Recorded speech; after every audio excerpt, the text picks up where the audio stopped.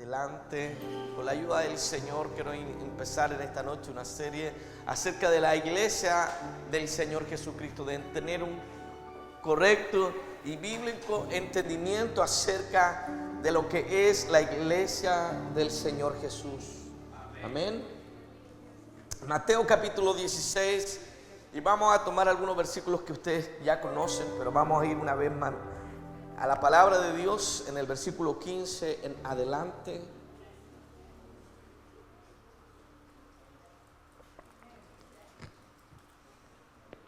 Mateo capítulo 16 en el versículo 15 al 19, con la ayuda del Señor. Ustedes lo conocen, tal vez debería estar guardado en nuestro corazón, en nuestra memoria, este pasaje acerca de la pregunta que le hicieron los discípulos al Señor. Y bueno, usted puede tomar luego en casa todo el contexto, pero quiero tomar desde el verso 15 en adelante.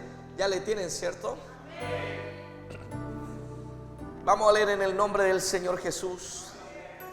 Y la Biblia dice que Él les dijo: ¿vosotros quién decís que soy yo? Y respondiendo Simón Pedro dijo: tú eres el Cristo, el Hijo del Dios viviente. Entonces le respondió Jesús: bienaventurado eres, Simón, hijo de Jonás, porque no te lo reveló carne ni sangre, sino mi Padre que está en los cielos. Y ponga atención en este versículo. Y yo también te digo que tú eres Pedro, y sobre esta roca edificaré mi iglesia, y las puertas del Hades no prevalecerán contra ella. Y a ti te daré las llaves del reino de los cielos, y todo lo que atares en la tierra será atado en los cielos, y todo lo que desatares en la tierra será desatado en los cielos. Amén y amén. Vamos a orar un momento. Señor, en esta noche nos hemos reunido para aprender de tu palabra, Señor, para tener un corazón entregado delante de tu presencia, para que, Señor, podamos edificar nuestra fe de acuerdo a tu palabra, Señor, de acuerdo a las Escrituras, Señor. En esta hora, que nuestra mente y nuestro corazón puedan atender a tu voz, Señor. Que nuestra mente y corazón puedan estar atentos a la voz del Señor, a las sagradas Escrituras esta noche. En el nombre de Jesús. Amén y amén. Pueden tomar su asiento en esta hora con la ayuda del Señor. También estamos estrenando púlpito. Que Dios bendiga a nuestro hermano Hugo, que con sus manos lo ha diseñado. Amén. Así que en esta noche quiero, como les anuncié anteriormente, quiero iniciar una serie acerca de la iglesia del Señor Jesucristo. ¿Qué es la iglesia?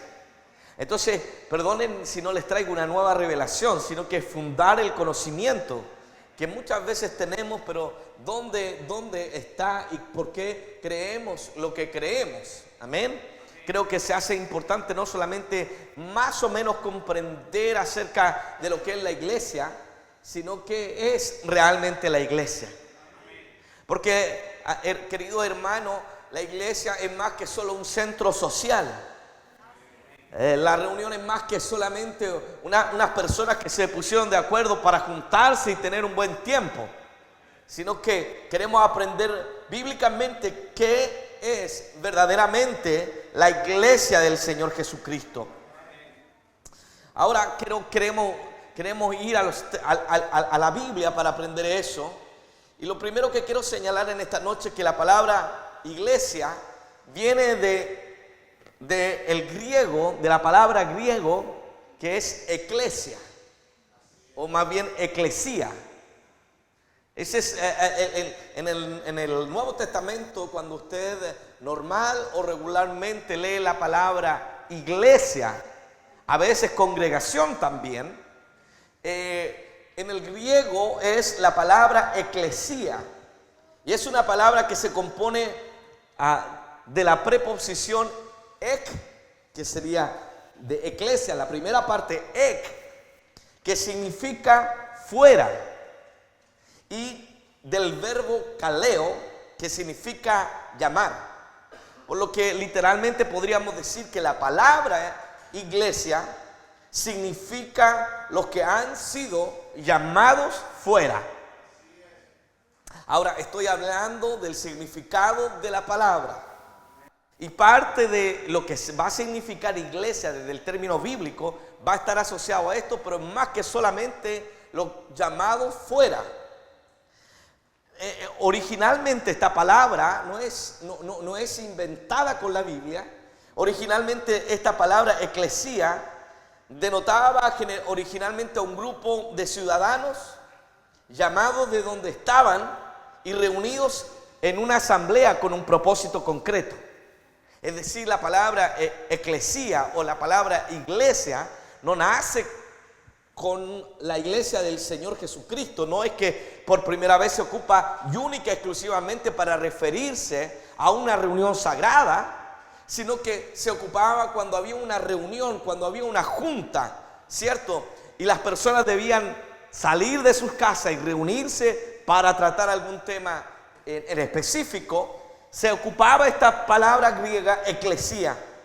Este concepto de eclesía era especialmente usado en Atenas, la capital, ¿cierto?, del imperio griego, donde se convocaba a los dirigentes políticos como asambleas constitucionales, que se citaba a veces hasta 40 veces en el año. Entonces, cuando había una asamblea política que iba a tratar de cosas, se ocupaba este término a este conjunto de personas que se salían de donde estaban, que venían y se reunían. Ahí se ocupaba esta palabra, ¿cierto?, compuesta de ek, que es esta preposición, como dije anteriormente, que significa fuera, y el verbo kaleo, que significaba llamar. También en la Biblia, inclusive, no todas las veces que en el original griego se escribe la palabra eclesía, significa la iglesia del Señor Jesucristo. Pueden ustedes ir conmigo en el libro de los Hechos, en el capítulo 2 y en el capítulo 19, versículo 32.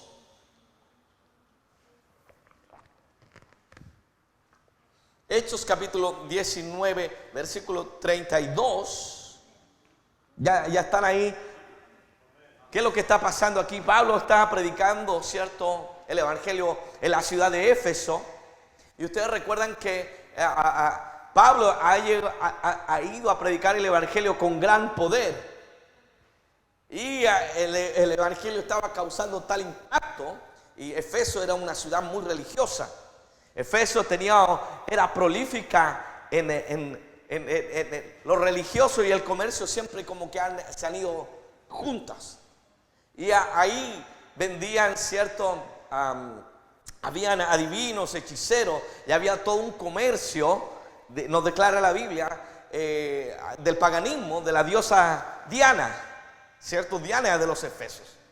Y Pablo, hay un relato, y seguramente eso es ampliado, solamente es un testimonio de las muchas cosas que el Señor hizo ahí en Éfeso por medio de la predicación del evangelio, que había una muchacha, ¿cierto?, con un espíritu de adivinación que de manera constante estaba molestando al apóstol Pablo, y no decía mentira. Mira, este es un siervo de Dios, este es un predicador, y llegó a molestar, que Pablo se da vuelta y reprende el espíritu de adivinación que hay en la muchacha es liberada, y el dueño de la muchacha está enojado porque ya no hay más adivinación. Y el negocio del paganismo se estaba echando a perder por causa del evangelio. Qué glorioso, hermano, que las botillerías que vendían vino empiezan a quebrar, porque ahora la gente se está convirtiendo, y en vez de malgastar el dinero en eso, van a la iglesia del Señor. Era lo que estaba pasando allí. Por lo tanto, hubo un alboroto, las ganancias se habían echado a perder, y todos se reunieron a gritar allí, a protestar contra estos que habían traído. Hay una gran revuelta. Y en Hechos capítulo 19, verso 32, cuando estaban juntos ahí para para levantarse contra Pablo. Dice, unos pues gritaban una cosa y otros otra, porque la concurrencia estaba confusa y los más no sabían por qué se habían reunido. Esta palabra concurrencia, si uno va al griego, el original griego, es la palabra eclesía, pero no se traduce iglesia, porque en este caso la palabra eclesía se está ocupando para esta reunión, este alboroto, este conjunto de personas que se habían reunido para levantarse contra el apóstol Pablo. Unos versículos más adelante, en Hechos 19, en el verso 41, por favor, vayan también en esta noche conmigo ahí. Sí, el mismo Hechos capítulo 19, el mismo capítulo, pero ahora en el versículo 41 dice, y habiendo dicho esto, despidió, ¿qué cosa? La asamblea. Entonces aquí en el original griego usted va a encontrar que se utiliza la palabra eclesía, pero aquí no está denotando a la iglesia de Cristo. Entonces lo que quiero que usted entienda es que la palabra que se usa para la palabra iglesia no siempre se usó en un término sagrada para referir a este cuerpo que es el cuerpo de Cristo ahora en la tierra. Sin embargo, la mayoría de las veces que el Nuevo Testamento ocupa la palabra eclesía, lo ocupa en términos que se aplican a lo sagrado, es decir, a la iglesia del Señor Jesucristo. Amén. Ahora, esta palabra griega eclesía tiene sus raíces en el Antiguo Testamento. Tiene sus raíces en dos por lo menos palabras que se usan en el Antiguo Testamento. Y queridos hermanos, nosotros estamos fundando nuestra fe, no que nos vengan con cuentos, que aquí, que allá, sino en la palabra de Dios. Y es razonable que nosotros entendamos, y vuelvo a repetir algunas cosas que ustedes ya saben, pero me parece que siempre es necesario volver a repetirlas. El original del Antiguo Testamento fue escrito ¿en qué idioma? En inglés. No, hermano. Fue escrito en hebreo, ¿cierto? Primordialmente, y el Nuevo Testamento en griego. Por lo menos eso dicen todos los estudios, todos los estudios que se han hecho, y hay algo arqueológico y de los textos sagrados de los pergaminos, porque hay corrientes, por ejemplo, mesiánicas que dicen que el Nuevo Testamento se escribió en hebreo. Sin embargo, no hay testimonio acerca de eso. Pero sí podemos decir que los escritores, ¿cierto?, del Nuevo Testamento eran hebreos, la gran mayoría de ellos. No todos, pero la gran mayoría, por lo tanto, estaban escribiendo con una mente hebrea, pero en un idioma griego. Ahora, ¿por qué es importante esto? Porque la palabra eclesía tiene sus raíces en el Antiguo Testamento. Y yo enseñé, cuando enseñamos la serie acerca de la autoridad de la Biblia, que había una versión de la Biblia que fue la versión de la Biblia que usó Jesús. ¿Se acuerdan cómo se llamaba esa versión de la Biblia? La Septuaginta, ¿cierto? ¿Y qué era la Septuaginta? Era una traducción del Antiguo Testamento al idioma griego. ¿Ok?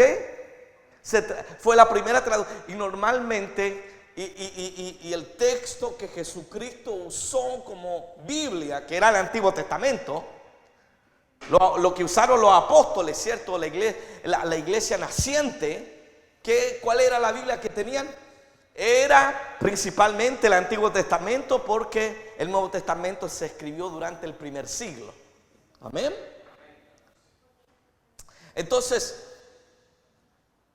en el Antiguo Testamento hay una palabra que es la palabra kahal, que significa llamar, y que la Septuaginta traduce al griego como eclesía.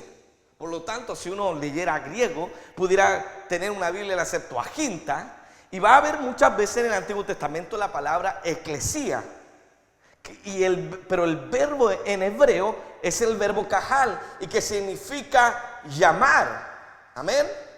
Y lo que quería indicar este verbo era indicar una asamblea, una convocación o una congregación. Entonces, lo que estoy señalando con esto es que la idea de iglesia, como congregación, no solo nace en el Nuevo Testamento como que algo nuevo en el Nuevo Testamento, como idea, sino que usted puede leer en el libro de Números capítulo 16, si van conmigo, libro de Números capítulo 16, y es importante que traigan su Biblia, y yo sé que pudiera citar el texto, pero creo que es un buen ejercicio buscarlo, ir al pasaje, marcarlo, y si usted trajo apuntar. En el libro de Números, en el capítulo 16 y en el versículo 3, dice que se juntaron contra Moisés y Aarón y le dijeron: basta ya de vosotros, porque toda la congregación, escuche, ¿toda qué cosa? Si fuéramos a la Biblia Septuaginta diría eclesia. ¿Ok? Ahora quiero que entiendan que si nosotros leyéramos en griego y leeríamos eclesia, no está hablando de la iglesia del Nuevo Testamento, sino está hablando de esta congregación que se reunió. Amén.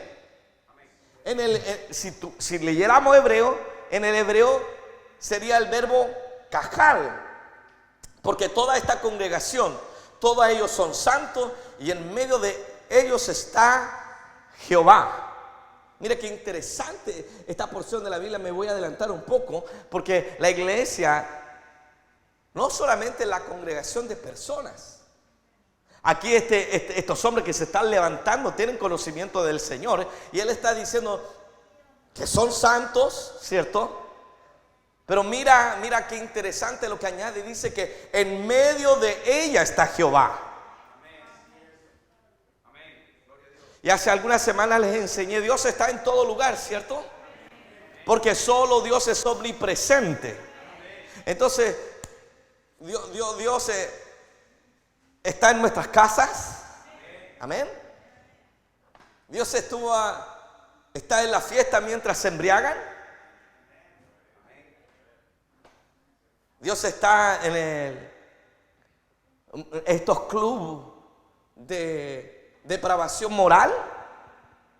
¿Está o no está?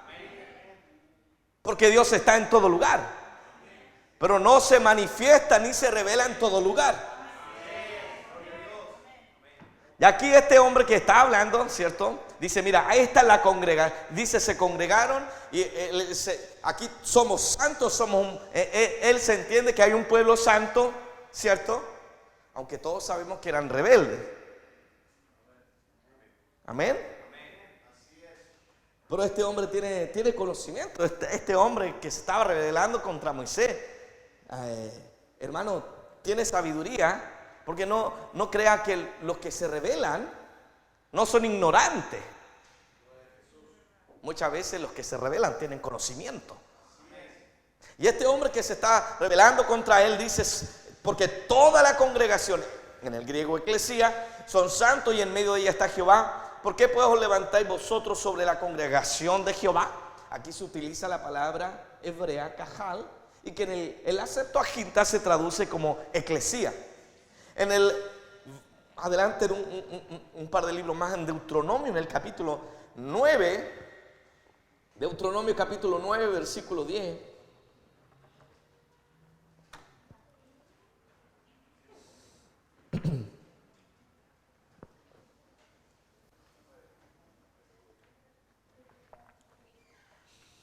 Deuteronomio capítulo 9, versículo 10.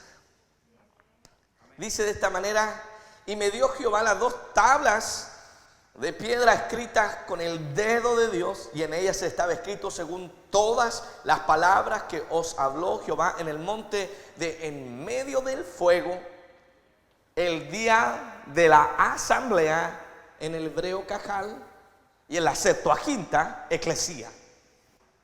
Esta es la palabra. Por lo tanto, estoy hablando de la palabra.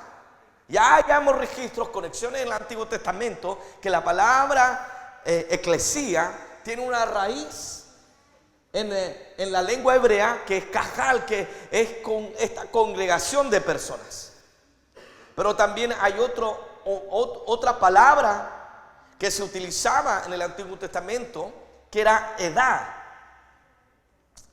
Y el significado más o menos de esa palabra era reunirse en un lugar específico. Y la Septuaginta traduce esta palabra al verbo griego como sinagoge, que es la palabra sinagoga, para indicar un grupo de personas que se había reunido.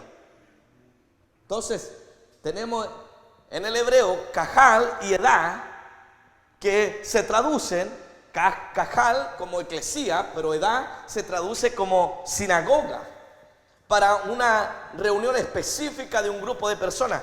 Por favor, vayan conmigo en el libro de Éxodo, en el capítulo 12, y en el versículo 3.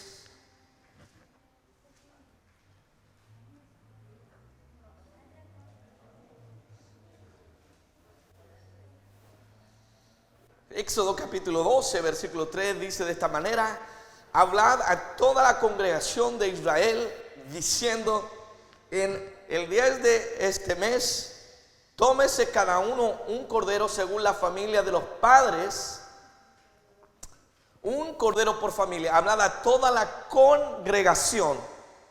Allí en la Septuaginta, en el griego, la traducción, en el hebreo es edá, y en la traducción es sinagoga, esa reunión específica de personas.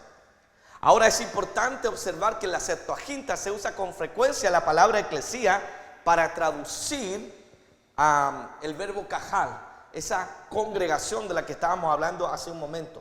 Por lo tanto, aquí viene una parte importante. Al estudiar la palabra, esta palabra en las Escrituras, podemos llegar a afirmar que la iglesia se refiere a aquella reunión, a un cuerpo de personas que ha sido llamadas a salir del mundo, que fue llamada a salir del pecado por medio de la obra redentora del Señor Jesucristo, y que se han reconciliado con Dios y que por lo tanto le pertenecen a Él. Esta no es una reunión nuestra. Esta es una congregación, una iglesia, un cuerpo, un grupo de personas que le pertenecen al Señor. Amén. Y que por lo tanto, si le pertenecemos al Señor, hermano, estamos bajo su dominio y bajo la autoridad del Señor.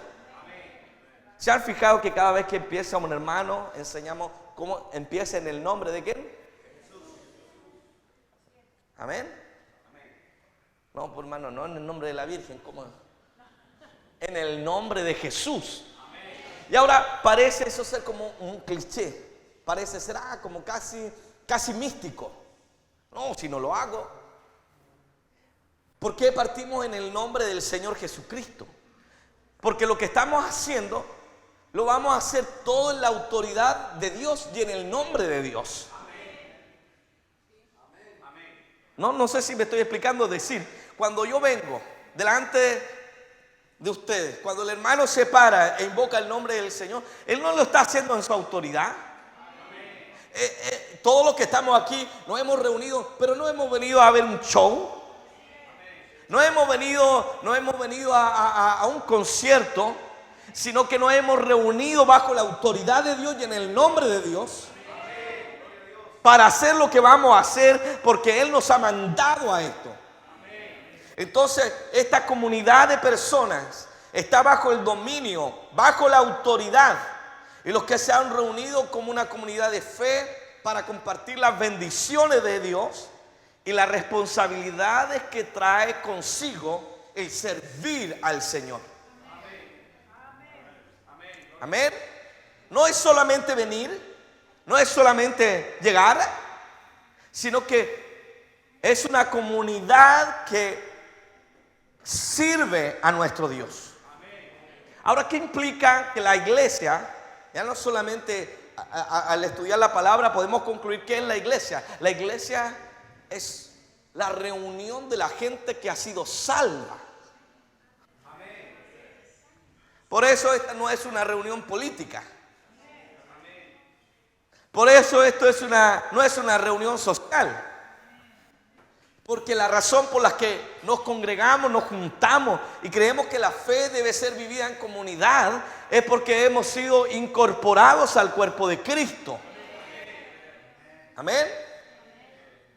La fe verdadera nunca se puede vivir fuera del cuerpo de Cristo. Y estoy diciendo que el cuerpo de Cristo es la iglesia. Amén. Pablo dice que todos los creyentes, le habla a los corintios, que todos los que han sido salvos han sido hechos parte de un cuerpo. En 1 Corintios capítulo 12, en el versículo 13, vaya ahí conmigo por favor.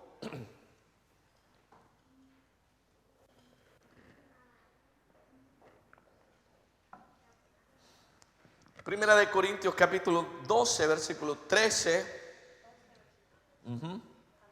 Ya están ahí, ¿cierto? Dice el apóstol, porque por un solo espíritu fuimos todos bautizados en un cuerpo, sean judío o griego, sean esclavo o libre, a todos se nos dio a beber de un mismo espíritu. Ahora, este pasaje podemos decir, sí, somos todos, pero lo que está diciendo aquí es que si usted ha sido salvo, si usted ha sido lavado en la sangre del Señor, por eso no creemos que la salvación se sujeta a la mera confesión de fe. Amén. En el verano, ¿cierto? Tuvimos una serie que llamamos Summer, por verano en inglés. Se enseñó acerca de doctrina de la unicidad y también se enseñó de doctrina de salvación. Y hemos visto allí que no creemos que la fe esté solo sujeta a una mera confesión. Yo creo que Jesucristo es el Señor, sino que creemos que esa confesión tiene que ser en obediencia si estamos reconociendo que Él es el Señor. Porque ¿para qué vamos a decirle Señor si no estamos sujetos a Él?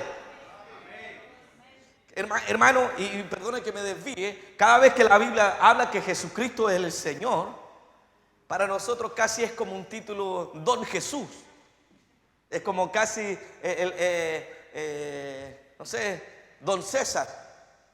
O ya queremos ser más refinados y le llamamos por el apellido Señor Villa. Pero en la Biblia no tiene nada que ver con eso. La Biblia, y sobre todo el apóstol Pablo, desarrolla muy bien eso en Filipenses, que se le dio un nombre que es sobre todo nombre. Implicaba no solamente que era Jesús, sino que era Señor. Querido hermano, en el Imperio Romano solamente se reconocía, en el griego la palabra Señor es Kyrios. Y solamente se reconocía al César.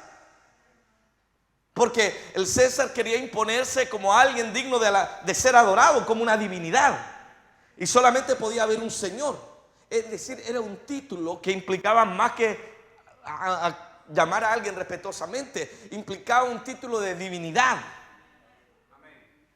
Entonces, cuando la iglesia se reunía y llegaban cuando la iglesia estaba siendo perseguida y descubrían el lugar donde la iglesia se reunía, lo primero que iban a preguntar los soldados romanos es: ¿quién es el Señor? ¿Quién es Kyrios? ¿Quién es Jesús o el César? Y por lo tanto, confesar que Jesucristo es el Señor significaba que te iba a costar la vida. Era reconocer que tú estabas bajo el dominio de ese Señor. Y por lo tanto tú no reconocías la autoridad de otro Señor, de otro Dios, sino solamente de uno, que era Jesucristo. Entonces por eso creemos que la confesión de fe está implicando la obediencia al plan de salvación.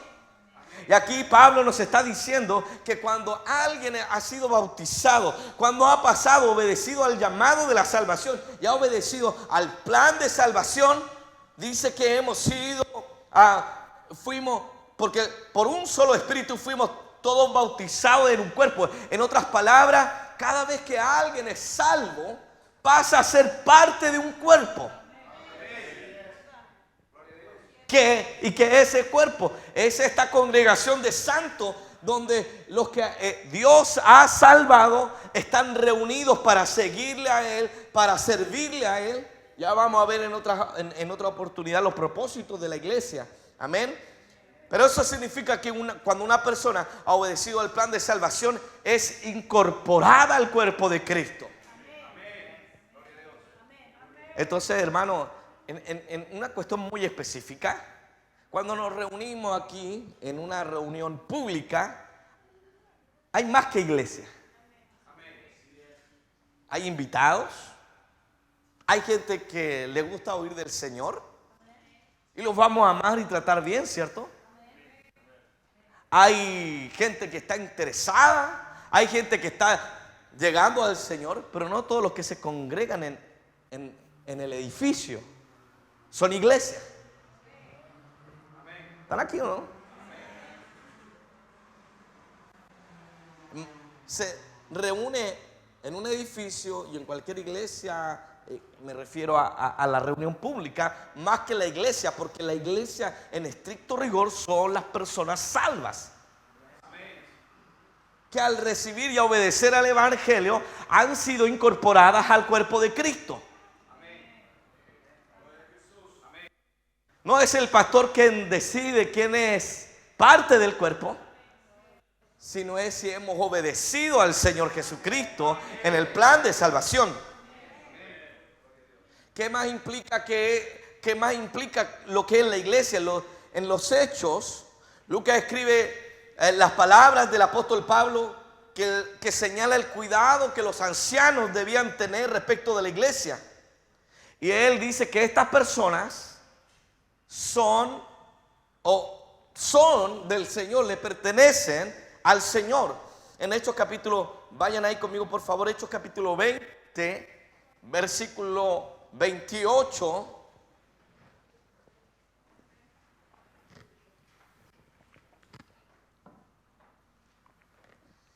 Hechos capítulo 20, versículo 28, ya están ahí, ¿cierto? Vamos a dar un premio al que primero, la espada bíblica.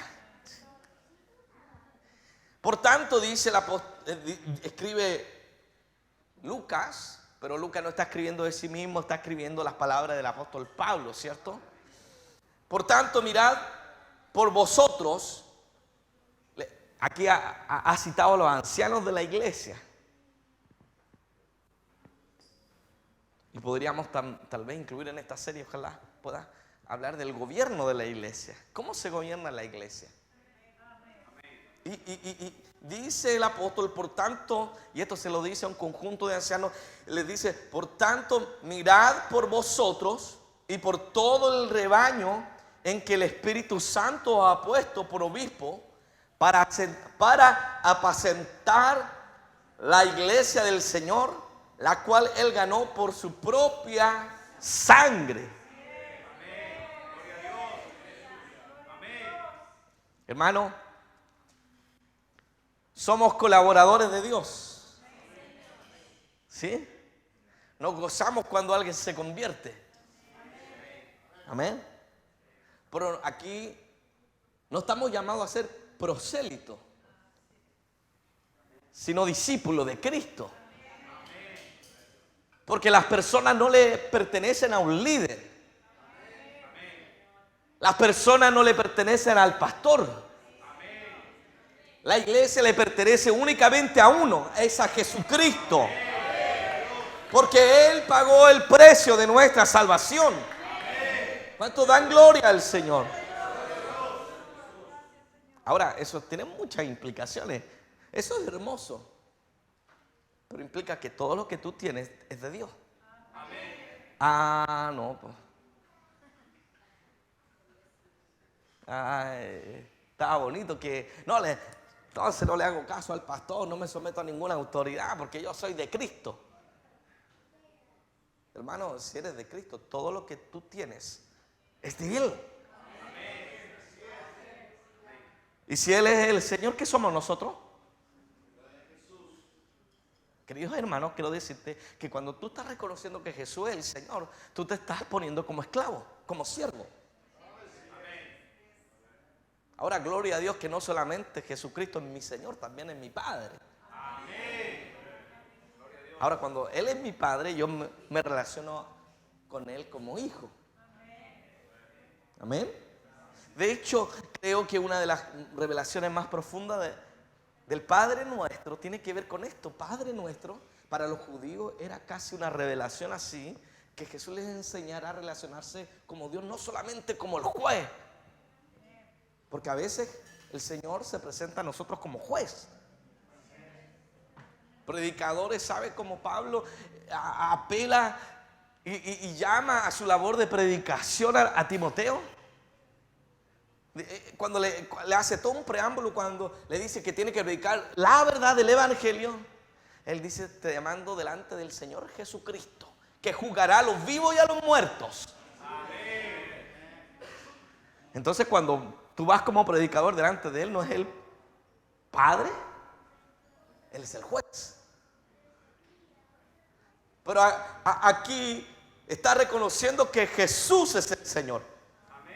Este pasaje está señalando que la iglesia fue ganada por la sangre de Jesucristo. Y por lo tanto podemos ver en la mente del apóstol Pablo que los que han sido lavados en la sangre de Cristo están en la iglesia. Y hermano, yo les hago una pregunta y me pueden ayudar a responder en esta noche si ustedes lo desean. ¿Quiénes han sido lavados en la sangre de Cristo?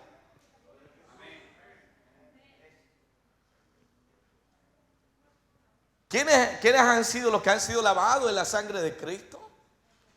Porque somos sepultados juntamente con Él a muerte por el bautismo. Cuando la sangre de Cristo se rocía sobre mi vida, cuando el sacrificio de Cristo se aplica sobre mí, no es meramente cuando he creído, sino cuando he creído y obedecido. Y he sido bautizado en el nombre precioso del Señor Jesucristo. Es en ese momento.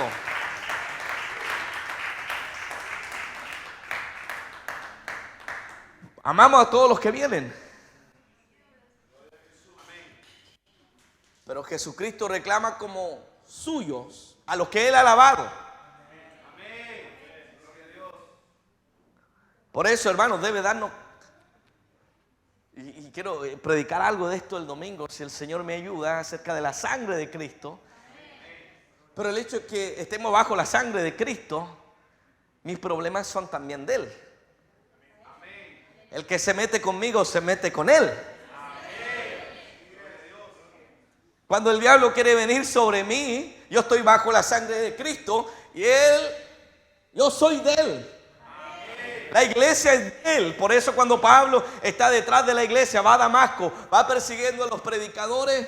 Señor, ¿quién eres? Cierto, a salud que resplandece, cae a tierra. Señor, ¿quién eres? Yo soy Jesús a quien tú persigues. No estás persiguiendo a Pedro, no estás persiguiendo a los hermanos de la iglesia. Cada vez que alguien se mete con nosotros, se va a meter con aquel que nos ha comprado por medio de su sangre. ¿Cuánto dan gloria al Señor? Pero eso, querido hermano, también está implicando que no puede concebirse que alguien que ha sido ganado y lavado por la sangre de Cristo no sea parte de la iglesia. Por eso nosotros no creemos que tú te bautices. ¡Ay, estoy listo! Ya me voy por la vida. O no estás entendiendo el mensaje, o no te has convertido, o solo te diste un baño. Pero los que hemos sido lavados por la sangre de Jesucristo, somos parte del cuerpo de Cristo. Como por otro lado, ninguna persona que no haya experimentado un nuevo nacimiento puede ser parte de la iglesia. Hermano, queremos tratar bien a la gente nueva. Amamos a la gente nueva que viene porque necesita a Cristo. Pero el peor error que podemos hacerle entender que ya eres la iglesia. Porque nunca van a arrepentirse de sus pecados y nunca van a ser lavados en la sangre del Señor Jesucristo. Y por lo tanto nunca van a ser de Él. Y cuando Cristo venga, Él no va a tomar lo ajeno. Él va a tomar de lo suyo propio. Cuando el Señor venga a buscar, Él va a venir a buscar lo que Él ha comprado. que es la iglesia del Señor Jesucristo. En el libro de los Hechos hay un registro que nos da testimonio. Todas estas son las implicaciones de si creemos que la iglesia es el cuerpo, la reunión de la gente salva. Amén. El libro de los Hechos es un registro que nos da testimonio de los primeros pasos de la iglesia. Y en ellos podemos ver que las personas estaban siendo alcanzadas por la predicación del evangelio, que eran agregadas al cuerpo. No era que hubo una cruzada de milagros y no sé cuántos testificaron que recibieron a Jesús y después vuelven a una vida sin iglesia, sin compromiso, sin nada. En Hechos capítulo 2, versos 41 y 42, si pueden ir conmigo por favor allí. Ahora, hermanos, entiendan que hay mucha gente en el mundo y mucha gente de muchas iglesias. No, si yo soy hijo del Señor. Yo soy parte de la iglesia, sí. Hermano, no eres, sino has sido lavado por la sangre de Cristo. Hechos capítulo 2, en el versículo 41 y 42, ¿cierto? Después que Pedro predica tremendo mensaje, se pasea la escritura, ¿cierto? Mira, parte, esto es lo que dijo el profeta Joel de los postreros tiempos. Derramaré de mi espíritu, ¿cierto? Amén. Y parte testificando de Jesucristo. Mira, al que han ustedes crucificado, el Señor ha hecho Señor y Cristo. Amén. Entonces después dice en el verso 41 que así los que recibieron su palabra, ¿qué cosa?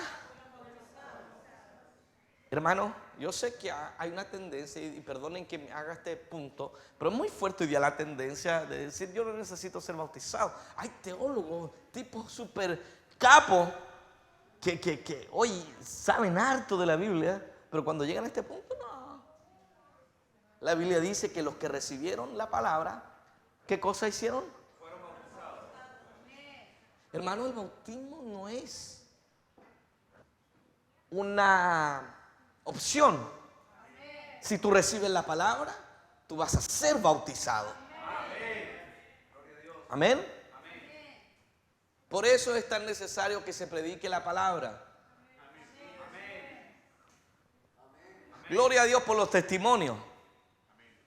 Gloria a Dios por las obras, pero lo que cambia es la palabra eterna del Señor.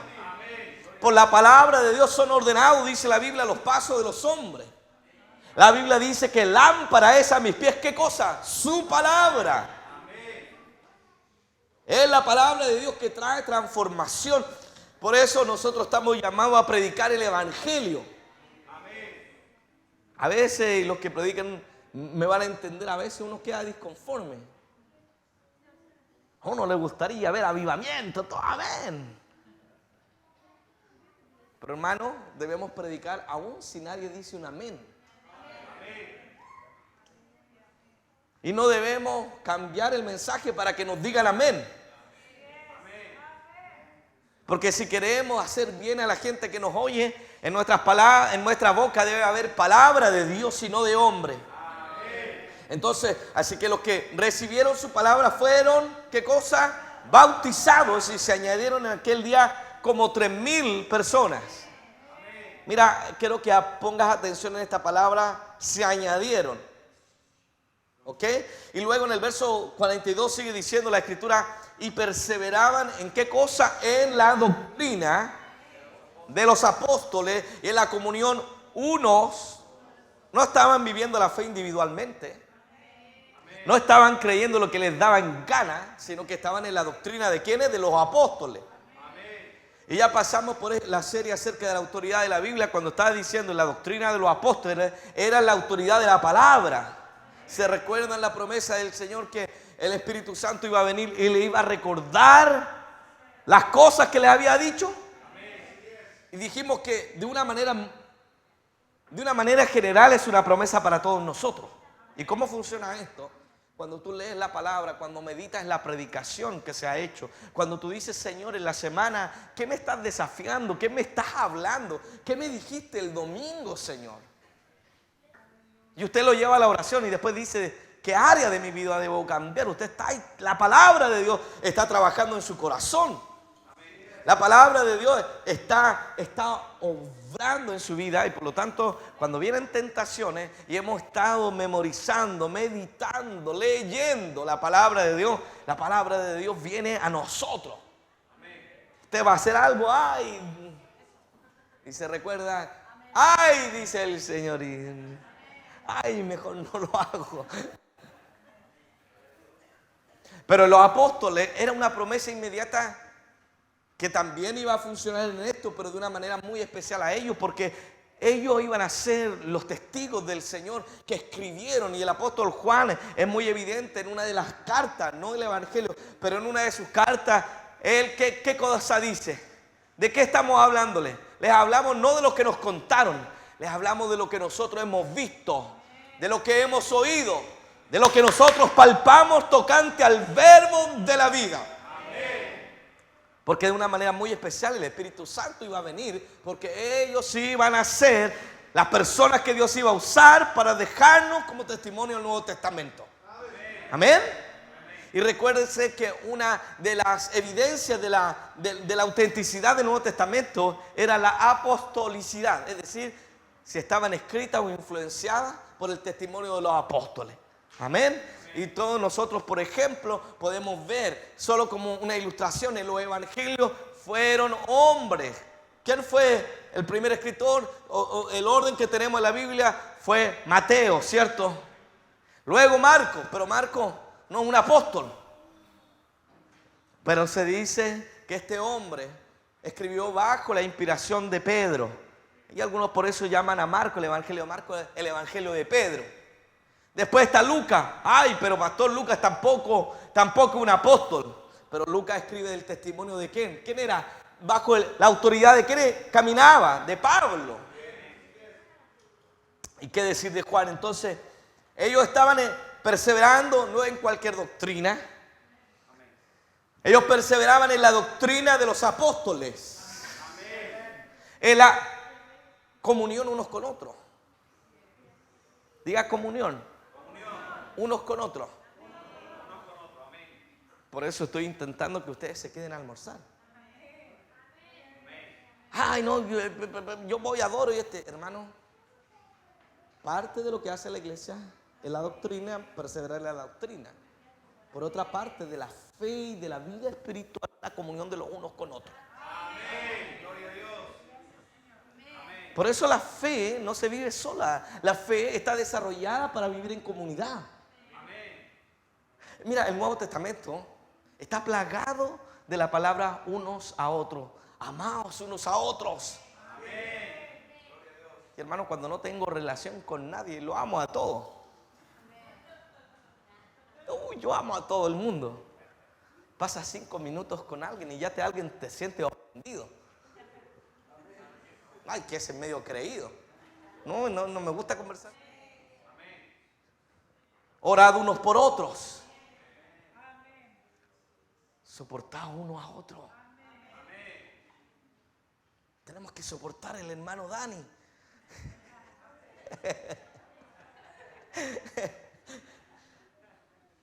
Querido hermano, porque la fe no se vive sola. Por eso Dios te puso en una comunidad de fe. Querido hermano, porque la fe debe seguir viviéndose aunque nos quiten este edificio. La fe debe seguir viviéndose aunque el día de mañana seamos perseguidos. La fe tiene que seguir en un cuerpo que es la iglesia del Señor, en la comunión uno con otro, en el partimiento del pan. Eso tiene que ver mucho con la Santa Cena. Y en las oraciones. Amén. Por eso yo creo que cuando hagamos el próximo ayuno congregacional en agosto, usted se quede. Ay, pastor, pero hermano, no me diga a mí si yo tengo que predicar ese día. Usted no sabe cómo termina el cuerpo. Queriendo tomar un vaso de agua. Son como 40 días de ayuno y oración.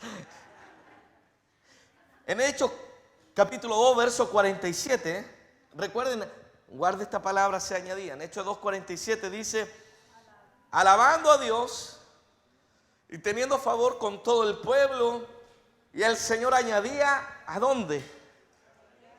¿Para dónde eran añadidos? Cada día los que habían de ¿qué?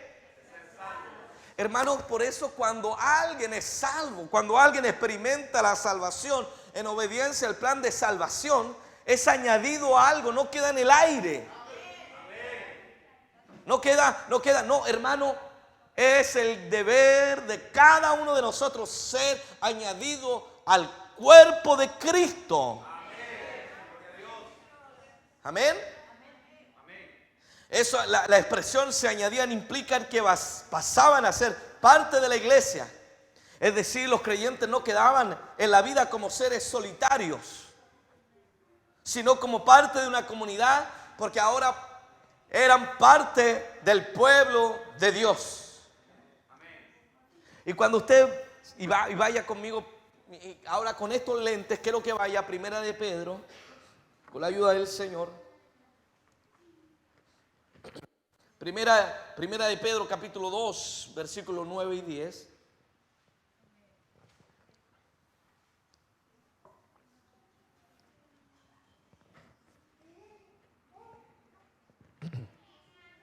Ya voy más rapidito. ¿Están ahí, cierto? Dice el apóstol Pedro, dice de esta manera, más vosotros sois ¿qué cosa? Real sacerdocio, nación, pueblo adquirido. ¿Qué somos? Somos pueblo. Y querido hermano, una persona no es pueblo. Solo cuando hay una comunidad podemos decir aquí hay un pueblo.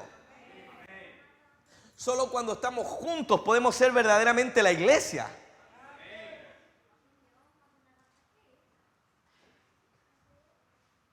¿Soy la iglesia yo? ¿Qué dicen ustedes? ¿Soy la iglesia yo? ¿Tú eres la iglesia? Somos miembros de la iglesia. Pero únicamente somos iglesia cuando estamos juntos. Ah, no, si no, yo solito, total, yo soy la iglesia también. No, hermano.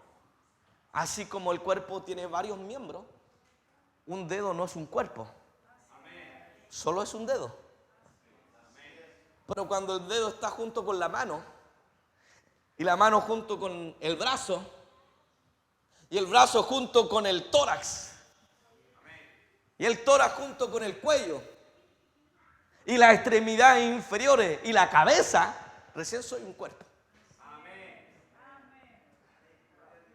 No sé si me estoy explicando en esta noche, porque vivimos en un mundo individualista que dice, no, yo soy la iglesia. Y hay mucho hoy día corriente teológica, yo soy la iglesia. Hermano, tú solo no eres la iglesia. Así como tú solo no eres un pueblo, eres una persona, eres un miembro, pero solamente cuando estamos juntos. Por eso es tan interesante leer en este sentido al apóstol Pedro, más vosotros sois linaje escogido, real sacerdocio, nación santa, pueblo adquirido, para que anunciéis las virtudes de aquel que os llamó de las tinieblas a su luz admirable. Mire y escuche, vosotros que en otro tiempo no erais pueblo, pero ahora sí somos pueblo de Dios. En otro tiempo no había alcanzado misericordia, pero ahora, dice el apóstol, habéis alcanzado misericordia. ¿Cuántos dan gloria a Dios? Los que antes no eran pueblo, ahora son parte del pueblo. Son parte de la comunidad de fe. Por eso, hermanos, debemos combatir el espíritu de estos días de ser terrible individualista. Termina el culto y para mí no terminó el culto. Doctrinalmente, para mí el culto sigue cuando tú estás con tu hermano. ¿Cómo estás, hermano? Cuando hay una anciana que toma a una jovencita y le dice, hermana, estuve orando por ti, mira, quiero ayudarte en esto. cuando una mujer ya vieja, y perdonen el término vieja, le enseña a una esposa jovencita cómo debe ser como cristiana. Cuando alguien gasta tiempo en otro para ayudarlo, a orientarlo, a aconsejarlo, a animarlo, estamos siendo la iglesia del Señor Jesucristo. Por lo tanto, si yo tengo el espíritu de que esto es como cuando llega a las 6 de la tarde, zapatillas de clavo, o como cuando estaba en el colegio y sonaba el timbre, los cuadernos estaban listos para salir corriendo de la escuela, no estamos entendiendo que somos la iglesia. Terminó el tiempo de adorar, de escuchar la palabra, pero seguimos siendo iglesia en este sentido, de pasar tiempo con otros, de ayudar a otros en el Señor. Por lo tanto, querido hermano, una persona nacida de nuevo siempre debe ser parte del pueblo del Señor. Amén. Debe ser parte de la iglesia. No puedo yo estar en una esquina solo. Para ser la iglesia, debo ser parte de la iglesia. Y hermano, en la iglesia van a haber problemas, pero hermano, si no fuera por los problemas no crecemos, pues. Si no tuvieras problemas no orarías nada. Como sabe el Señor, empieza, ¿cierto?, a movernos por medio de situaciones. Hermano, ¿cómo podrías tener un corazón generoso, perdonador, si nadie te ofende? Por favor, no quiero que usted me malentienda que yo estoy a favor de la ofensa. Oféndanse para que sean más, no.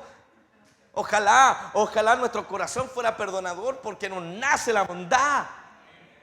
Pero querido hermano, el ser humano no es bondadoso por naturaleza. Somos egoístas. Hermano, no somos humildes por naturaleza. Somos orgullosos. Y como enseñé hace tiempo atrás, a veces el orgulloso se muestra como prepotente, así, yo me la puedo toda. Ese es el orgullo victorioso, cuando las cosas le resultan bien. Pero ¿sabes cómo se manifiesta el orgullo cuando está herido? Ay, hermano, no, aquí no. Y anda ahí no, eso no es humildad. Eso a veces es orgullo herido. ¿Sabe por qué? Porque el orgullo siempre quiere mantener la atracción hacia sí mismo. Y cuando el orgullo está así eufórico, yo me muestro en todo. Tenía que hacer algo que nadie viera, no. Pero cuando el orgullo, por otro lado, está herido,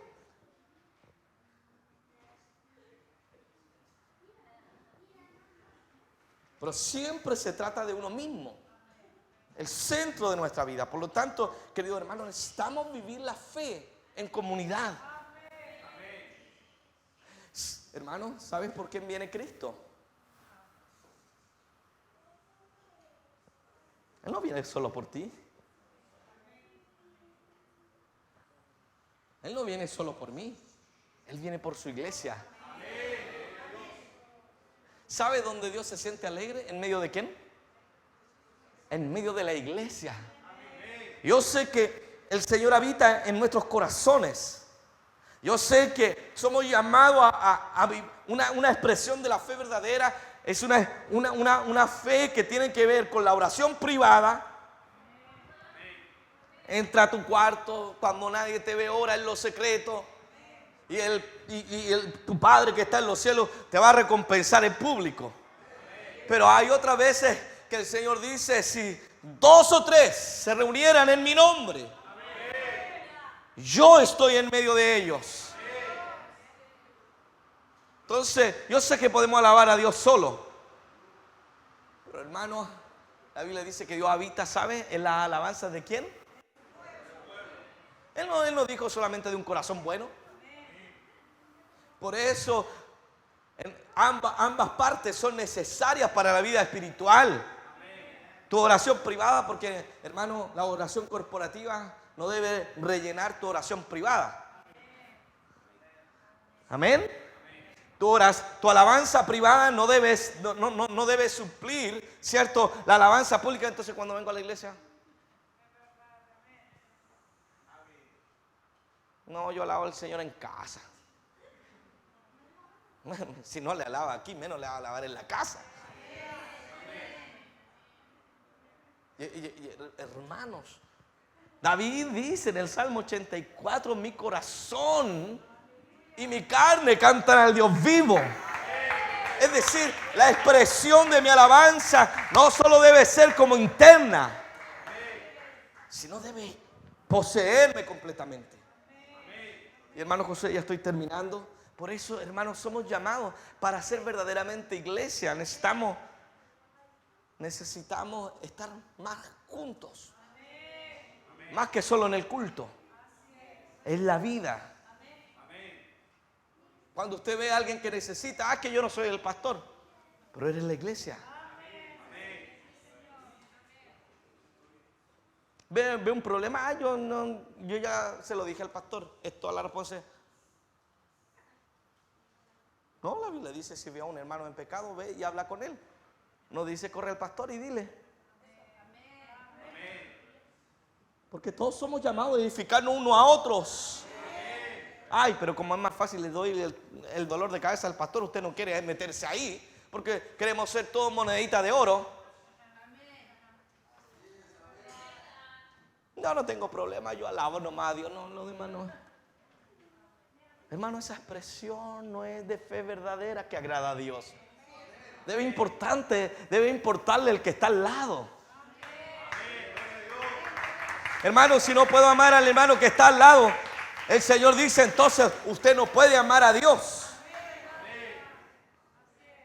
¿Cuánto dan gloria al Señor? La fe debemos madurar como iglesia del Señor Jesucristo.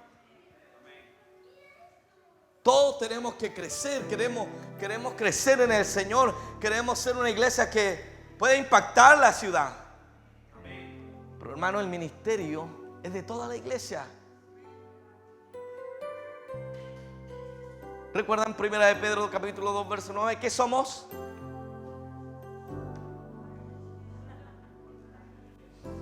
¿Qué somos? Pero parte, ¿somos real? Hermano, en la iglesia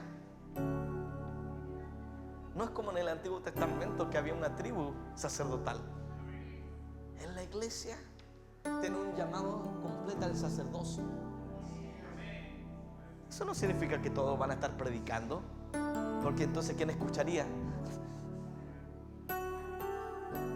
Pero en distintas maneras nosotros tenemos un llamado a ministrar a otras personas, a crecer. Celeste Vanessa, vamos a no dejarla sola.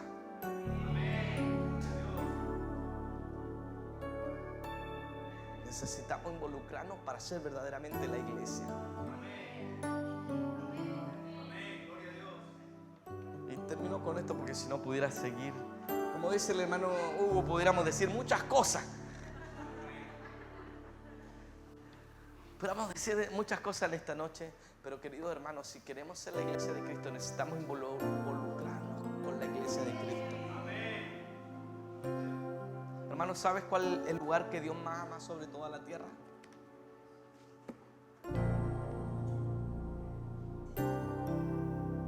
¿Sabes cuál es? ¿Por qué murió Él? Por su iglesia. Él no murió por mi ministerio, por mi sueño, por mi bendición. ¿Sabes? Él murió por su iglesia. Si tú amas a Cristo, deberías aprender a amar lo que Él ama. Más que tu sueño, más que nuestro ministerio, deberíamos aprender a amar lo que Cristo ama, y Él ama a su iglesia. ¿Sabe lo que dice Santiago? Dice que la anhela celosamente. Eso tiene muchas implicaciones. El que se mete con la iglesia no se mete con el pastor, se mete con Cristo. Pero si eres la iglesia, Él no quiere que estés pololeando con otro. Él no quiere que estés coqueteando a ver quién me ofrece más, sino quiere que le amemos de todo corazón a Él. Porque en esta noche nos ponemos en pie y venimos hasta el altar y le decimos: Señor, ayúdame a ser iglesia verdaderamente. Ayúdame a ser la iglesia de Cristo. Y a entregarme, Señor, como tú te entregaste por ella, Señor. Y amar, Señor, esa congregación de santos, Señor, que cada día está siendo transformada, llevada a tu imagen, Señor.